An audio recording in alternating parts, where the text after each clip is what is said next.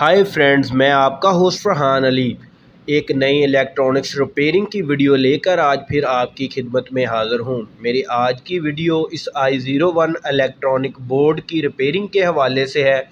इस पर हमें ऑटो लेवलिंग का एक एरर आ रहा था। इस वीडियो में मैं आपको बताऊंगा कि किस तरह से आप इसको चेक करके इस फॉल्ट को सॉल्व कर सकते हैं। तो सबसे पहले मैं आपको लूम पे लिए चलता हूँ और थोड़ा सा इसके ऑपरेशन के मतलब बता दूं कि ये ऑटो लेवलिंग असल में है क्या और इसको किस तरह से सर अंजाम देते हैं। तो ये हमारे पास टोयोटा एयरजेट 710 लूम का मेन डिस्प्ले है। आपके सामने ये दो आइकॉन आपको नज़र आ रहे होंगे, एक लेवलिंग सेट और एक लेवलिंग रिलीज़ का। तो जहाँ पर ये लेवलिंग सेट लिखा है इस जगह पे मैं क्लिक करता हूँ। जब इस पर हम क्लिक करें तो इसके ये जो फ्रेम है इनको लेवलिंग पे यानी कि एक लेवल पे बिल्कुल सेट हो जाना चाहिए। ये देखिए फ्रेम बिल्कुल सेट हो गए हैं। और इसी तरह अगर इसके नीचे जो आइकॉन है जिस पे लेवलिंग रिलीज़ लिखा हुआ है, लेवलिंग रिलीज़, इस पर मैं क्लिक करूँ तो फ्रेमों को वापस रिलीज़ होकर अपनी उसी क्रॉस टाइमिंग वाली जगह पर आ जाना चाहिए जिस जगह पर हमने इसकी क्रॉस टाइमिंग सेट की है। तो ये तो इसका फंक्शन था। तो जब ये इस तरह से हम इसके डिस्प्ले से लेवलिंग सेट या लेवलिंग रिलीज़ का आइकॉन प्रेस करते हैं तो उस सूरत में जब हम इसको प्रेस करते हैं तो इसके लिए ये एक मोटर लगी हुई है, हाइड्रोलिक पंप मोटर। ये सामने आपको मोटर नज़र आ रही होगी। इसके नीचे जो है एक कैन सी लगी है, एक बॉक्स लगा है जिसमें ऑयल है और उसके सामने फिर एक जैक लगा होता है। जब ये मोटर चलती है तो प्रेशर बनता है जिससे वो जैक जो है वो फ्रेमों को खोलता है या वापस रिलीज़ करने के बाद वापस बराबर कर देता है। तो इसके साथ ही इधर एक मेटल डिटेक्टर सेंसर भी लगा हुआ है जो कि इसकी पोजीशन को डिटेक्ट करता है कि फ्रेम जो है वो कंप्लीट खुल चुके हैं या रिलीज़ हो चुके हैं या नहीं। ये इसका केम बॉक्स है। अब मैं आपको इसका जो इलेक्ट्रिकल पैनल है वो खोल के इसके मैग्नेट कॉन्टैक्टर भी दिखा दूं सबसे पहले कि वो किस जगह पर लगे हुए हैं। ये सबसे नीचे बैक साइड पर नीचे ये बिल्कुल आपके सामने MSLR और MSLF यानी कि फॉरवर्ड और रिवर्स के दो मैग्नेट कॉन्टैक्टर लगे हैं। यानी कि जब हम मोटर से जो इसके जो फ्रेम है इसको रिलीज़ करते हैं तो ये देखें मैंने बटन उधर से आइकॉन प्रेस करवाया है तो ये देखें पहला जो लेफ़्ट साइड वाला स्टार्टर है वो ऑपरेट हो गया है और अब हमारे फ्रेम जो है बराबर हो गए हैं। अब मैं दूसरा जो इसके साथ वाला मैग्नेट कॉन्टैक्टर है यानी कि जब हम रिलीज़ का बटन उधर से प्रेस करेंगे ये देखें तो वो वाला मैग्नेट कॉन्टैक्टर ऑपरेट हुआ है और फ्रेम जो है वो रिलीज़ हो जाएंगे। यानी कि ये रिवर्स फारवर्ड में मोटर को चलाने के लिए दो मैग्नेट कॉन्टैक्टर हैं। मोटर फारवर्ड चलती है तो फ्रेम जो है वो बराबर होते हैं और रिवर्स चलने की सूरत में रिलीज़ हो जाते हैं।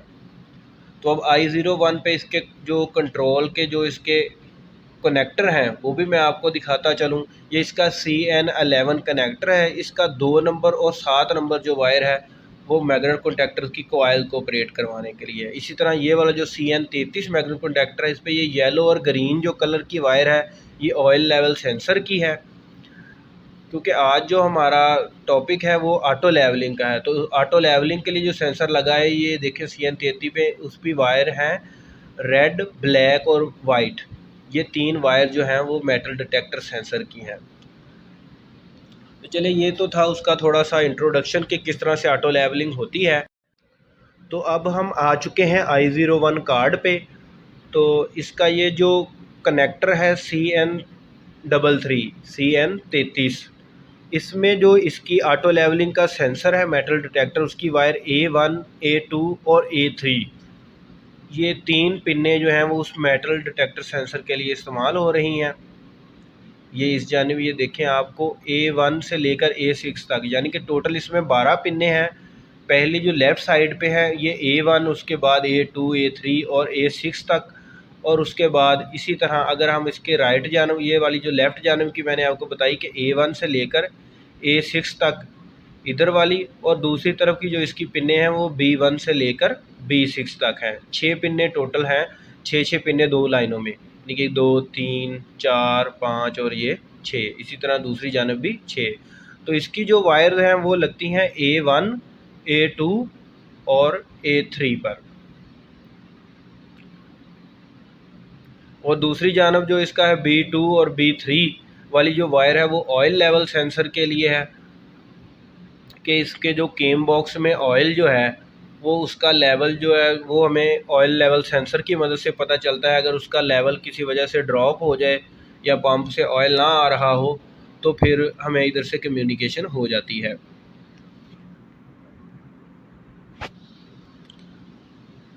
उसके लिए ये इसके कंट्रोल के ये ऑप्टो कपलर लगे हुए हैं। इन ऑप्टो कपलर को, ये जिनका नंबर है 3H7, इनको किस तरह से चेक करना है वो भी मैं आज ही की वीडियो में आपको बताऊंगा। इनकी चेकिंग के लिए आपके पास 2 मल्टीमीटर का होना ज़रूरी है।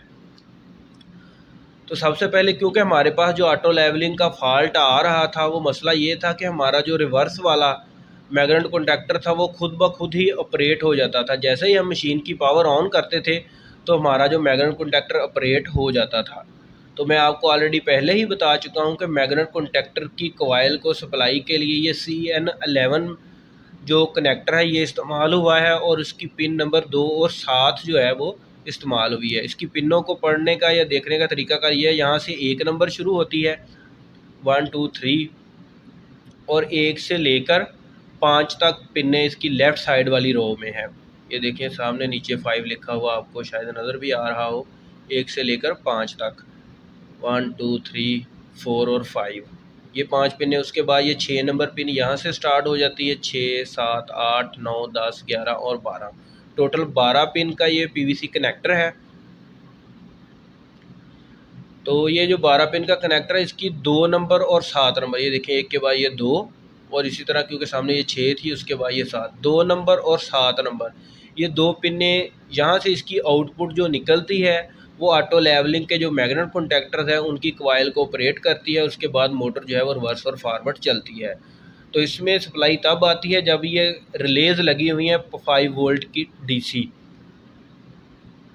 ये 5 वोल्ट DC की जो रिलेज लगी हैं इनको आपने सबसे पहले चेक करना है। अगर आपके मैग्नेट कॉन्टैक्टर की कॉइल ऑपरेट नहीं हो रही या वो डायरेक्ट ऑपरेट हो जाती है तो उसको चेक करने का तरीकाकार क्या है कि इस जो ये वाली रिले है 5 वोल्ट DC वाली, इसके 4 पॉइंट्स हैं। 2 इसके कॉइल के ये वाले पॉइंट हैं और 2 जो पॉइंट हैं वो नॉर्मली ओपन पॉइंट हैं।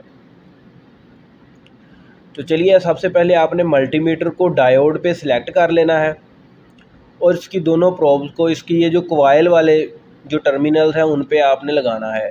तो आप उन पर जैसे लगाएंगे तो लेफ़्ट साइड पे देखें मैंने रेड वाली प्रॉब और राइट साइड पे रखी है ब्लैक वाली प्रॉब। तो मीटर पे रीडिंग हमारी आ रही है 1.085 84। लेकिन अगर मैं इसकी प्रॉब को चेंज करता हूं तो देखें इस पर कोई रीडिंग नहीं आनी चाहिए, यानी कि कॉइल की, ये देखें जो कॉइल के पॉइंट हैं इसकी अगर हम प्रॉब जो है वो चेंज करें तो एक साइड पे रीडिंग आनी चाहिए हमारा जो मल्टीमीटर है और एक साइड पे इसकी बिल्कुल रीडिंग नहीं आनी चाहिए। अगर किसी कॉइल के ऊपर इस तरह दोनों जानब रीडिंग आ रही है तो ये समझ लें कि आपकी ये जो कॉइल है इस रिले की वो शॉर्ट हो चुकी है, ये रिले ख़राब हो चुकी है। ये देखिए हमने तमाम पहले चेक किए हैं तो उन पे कोई रीडिंग नहीं थी। अब दूसरी जानब मैंने जैसे ही प्रॉब चेंज की है तो 1.081 85 86। अच्छा, ये जो 1 2 डिजिट जो है पॉइंट या इशारिये के बाद 1 2 के फ़र्क से कोई मसला नहीं बनता। आपकी ये देखें कॉइलें जो हैं वो सारी ठीक हैं। अब आ जाते हैं हम इसके नॉर्मली पॉइंट ओपन, जो नॉर्मली ओपन पॉइंट है इनको चेक करते हैं। तो इस तरह इस वक्त ना आम हालत में किसी पर रीडिंग नहीं आनी चाहिए। ये देखें इसकी ये जो दूसरी रिले है इसमें ये देखें रीडिंग आ रही है, मतलब ये है कि इसका जो नॉर्मली ओपन पॉइंट्स है वो शॉर्ट हो चुके हैं। तो चलिए जो नॉर्मली ओपन पॉइंट शॉर्ट हो चुके थे इस रिले पे हम एक मार्क लगा देते हैं, एक निशान लगा लेते हैं ताकि हमें पता चल जाए कि हमारी ये वाली जो रिले थी वो ख़राब थी। ये नॉर्मली ओपन पॉइंट असल में नॉर्मली क्लोज पॉइंट बन गए थे, आपस में शॉर्ट हो गए थे। बाकी रिलेज़ को भी एक मरतबा मैं चेक कर लेता हूँ एहतियातन, ताकि अब हमने बोर्ड को खोला तो है ही तो तमाम रिलेज़ जो हैं वो एक मरतबा चेक हो जाएं, क्योंकि बार बार ऑपरेशन में आने की वजह से कुछ रिलेज़ जो हैं वो मिसिंग भी कर जाती हैं। तो चलिए ये जो हमारी रिले ख़राब हुई थी इसको हम सोल्डरिंग आयरन और शक्कर सोल्डर की मदद से, जो इस पर सोल्डर लगा हुआ है उसको पहले उतारेंगे उस सोल्डर को, और उतारने के बाद इस रिले को हम इस प्रिंट बोर्ड से यानी कि i01 कार्ड से अलहदा कर लेंगे। अलहदा करने के बाद भी मैं बाहर निकाल कर एक मरतबा फिर से दोबारा आपको चेक करवाऊँगा कि ये रिले ख़राब है और किस तरह से पता चला है ये ख़राब है या नहीं। इसके बाद हम इसका जो मुवाजना है वो नई रिले के साथ भी करेंगे। जो इसकी जगह पर हम नई रिले लगाएंगे उसके साथ भी मैं आपको टैली करा दूंगा, ताकि आपको अच्छी तरह से पता चल जाए कि जो रिले ख़राब होती है उसका पता किस तरह से चलता है। तो रिले को प्रिंट बोर्ड से अलग करते हुए आपने इंतहाई एहतियात के साथ जो तमाम सोल्डरिंग है उसको अच्छी तरह से उतार लेना है, क्योंकि इससे प्रिंट बोर्ड जो है वो ख़राब भी हो सकता है। लिहाजा ये काम आपने इंतहाई एहतियात के साथ करना है। तो ये जो फॉल्टी रिले है, जो कार्ड में लगे हुए तो फॉल्ट शो कर रही थी, तो अब इसको हम बाहर निकाल के एक मरतबा चेक करते हैं। ये इसके नॉर्मली ओपन पॉइंट है। ये देखें ओपन पॉइंट जो ऑलरेडी क्लोज़ हो चुके हैं। हालांकि ये क्लोज़ उस वक्त होने चाहिए अगर हम इसके ये जो कोयल वाले पॉइंट हैं इस पर 5 वोल्ट सप्लाई दें। ये देखें इसकी एक जानब रीडिंग नहीं आई और एक जानब, यानी कि इसकी कोयल ठीक है, सिर्फ इसके जो नॉर्मली ओपन पॉइंट्स थे वो ख़राब हो चुके हैं। तो चलिए हम नई रिले निकालते हैं। हमारे पास रिलेज मौजूद हैं, तो इस रिले को हम बॉक्स से बाहर निकालते हैं और इन दोनों रिलेज को हम आमने सामने रख के एक मरतबा फिर इसका मुआवजा करते हैं। तो एक बात आपने हमेशा एहतियात से याद रखनी है कि नई चीज़ भी आपने इंस्टॉल करने से पहले उसको चेक कर लेना है, क्योंकि अक्सर औकात ये भी हो जाता है कि जो अब हम नई चीज़ लगा रहे होते हैं वो भी ख़राब निकल आती है। तो जब वो चीज़ ही ख़राब होगी हम उसको दोबारा लगाएंगे तो आप फिर परेशान हो जाएंगे कि हमारा कार्ड तो ठीक नहीं हुआ है। लिहाजा कोई भी पार्ट नया लगाने से पहले आपने उसको भी चेक कर लेना है। आप इसको इस तरह से भी चेक कर सकते हैं कि ये जो इसका DC 5 वोल्ट इनपुट है यहाँ पर सप्लाई दें, ये जो आपके नॉर्मली ओपन पॉइंट है ये फिर क्लोज़ हो जाने चाहिए। ये देखें ये जहाँ पर लिखा है पॉजिटिव और नेगेटिव, यहाँ पर आप पॉजिटिव और नेगेटिव पे 5 वोल्ट DC सप्लाई दें। ये नॉर्मली ओपन पॉइंट फिर नॉर्मली क्लोज़ हो जाने चाहिए और जब सप्लाई बंद करें तो फिर दोबारा से नॉर्मली ओपन होने चाहिए। ये देखें ये नई रिले की जो कॉइल है सबसे पहले इसकी हम रीडिंग लेते हैं। ये देखें इस तरह इस पर रीडिंग नहीं आ रही रेड प्रॉप इस तरफ लगाने से, और प्रॉप चेंज करने पर ये देखें इस पर रीडिंग आ रही है 1.153 और ये हमारी फॉल्टी रिले है। इसकी ये देखें कॉइल मैंने आपको बताया था ठीक है 1.52 ही रीडिंग आई है और दूसरी जानब कोई रीडिंग नहीं आई है, यानी कि ये कॉइल बिल्कुल ठीक है। अब ये इसके नॉर्मली ओपन पॉइंट ये देखें इस पर कोई रीडिंग नहीं आ रही। इसी तरह अगर सेम प्रॉब मैं इस पर रखता हूँ तो ये देखें इसके normally open point normally close हो चुके हैं। हालांकि ये क्लोज़ उस वक्त होने चाहिए जब इस पर हम DC 5 वोल्ट अप्लाई करें, इसकी कॉइल को 5 वोल्ट सप्लाई दें। तो चलिए अब इस रिले को हम लगाते हैं इसके अंदर। तो हमें हमारा फॉल्ट तो मिल चुका है, लेकिन मैं आपको जो इसका जो मेटल डिटेक्टर सेंसर वाला जो हिस्सा है यानी कि CN33 जो कनेक्टर है उसके आगे जो लगे हुए हैं ना कपलर हमारा 3H7 ऑप्टो कपलर, उसको दोनों दो मल्टीमीटर की मदद से किस तरह से चेक करना है वो भी मैं आपको आज ही की वीडियो में बता दूंगा, ताकि अगर आपको ऑटो लेवलिंग के इस फॉल्ट का कभी सामना करना पड़े तो आप इस बोर्ड को बआसानी रिपेयर कर सकें। दोस्तों जब भी आपने इस बोर्ड पे कोई काम करना है तो आपने सफाई का ख़ास ख्याल रखना है।